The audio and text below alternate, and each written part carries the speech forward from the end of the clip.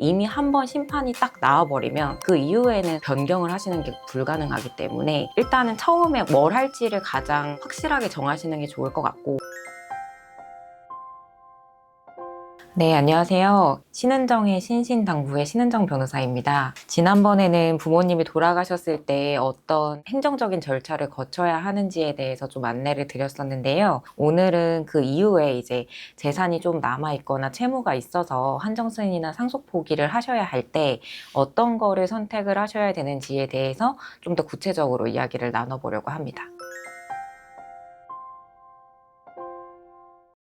지난번에 안심상속 원스톱 서비스 신청에 대해서 말씀을 드렸었는데요. 그 신청을 하게 되면은 한 2, 3주 정도의 시간이 걸리고 그 순차적으로 자료들이 오는데 보통은 이제 이런 자료들을 받으실 수가 있습니다. 한정승인이나 상속 포기를 할 때 어떤 거를 할지에 대해서 좀 고민하기 이전에 어떤 재산의 종류나 금액이 있는지 먼저 알아보셔야 되기 때문에 일단은 간단하게라도 적극 재산, 그러니까 빚이 아닌 플러스 재산은 어떤 게 있는지, 그다음에 마이너스, 빚은 얼마나 있는지 그런 것들을 조금 분류해 보시는 작업은 스스로 좀 해보셔야 됩니다. 그래서 보통 이제 적극 자산이라고 불리는 이제 플러스 자산 같은 경우에는 계좌에 있는 예금 같은 경우 어느 은행에 얼마 있고 그런 것들이 나오고요. 그다음에는 뭐 부동산이 있으면은 부동산 조회가 이제 나오기 때문에 그런 걸로 확인해 보시면 되고, 또 차량 명의자로 가지고 있는 분들은 차량도 나옵니다. 그다음에 마이너스인 부분, 채무, 소극 재산이라고 하는데요. 그런 부분은 카드 빚이라든지 아니면은 뭐 각종 금융기관에서 대출을 받으신 대출 내역이라든지 그런 것들로 분류가 됩니다.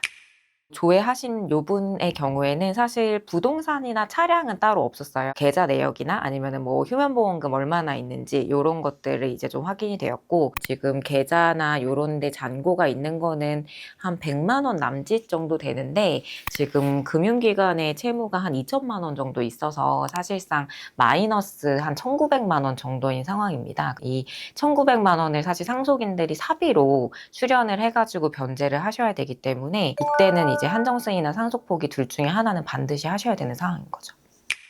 이분 같은 경우에는 사실 부동산이나 차량이나 이런 게 없고 다 이제 현금성 자산이었기 때문에 비교적 이제 청산을 하는 그 과정 자체가 어렵지 않았고, 왜냐면 모두 다 인출해서 현금으로 가지고 있다가 변제할 수 있는 만큼만 이제 변제를 해주면 되는 상황이었기 때문에 한정승인을 선택을 하셨고요. 또 상속 포기를 하게 되면 본인의 자녀나 아니면은 이제 고인의 형제자매들까지 상속 포기를 모두 해야 되는 상황이 있었기 때문에 그런 부분들이 원하는 상황은 아니셔서 일단은 한정승인 본인이 하시는 것만으로 상황이 정리가 되었기 때문에 한정승인을 하시기로 결정을 하셨습니다.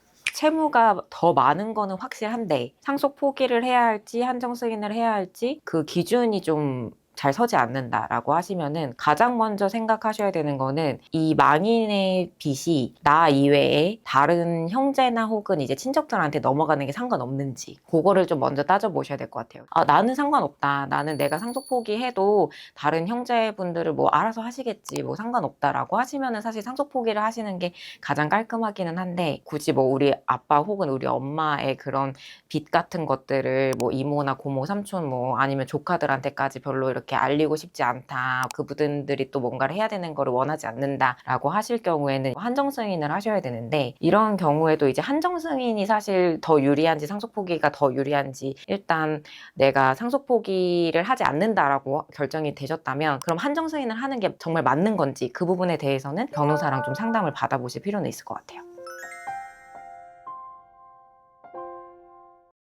상속인이 일정 기간 안에 요거를 뭐 한정승인을 했다라고 알려주지 않으면 상속인들이 모든 재산의 상속을 받았다라고 그냥 간주를 해버리고 우리에게 그 빚을 대신 갚아라 라는 취지의 소송을 진행을 하게 되고요. 특히 뭐 카드 회사 같은 경우에는 굉장히 빨리 소송을 진행을 하기 때문에 거의 한두 달 안에 소장을 수령할 정도로, 그래서 받고 좀 당황하시거나 이런 경우가 있는데, 그럴 때 이제 반드시 이제 한정승인이나 상속 포기를 진행을 하고 그게 이제 뭐 공시가 되거나 금융기관한테 자동으로 통지가 되거나 이런 게 아니기 때문에 채권자들한테 직접 알리거나 아니면은 뭐 소장을 받으셨으면 법원에 꼭 반드시 제출을 하셔야 돼요.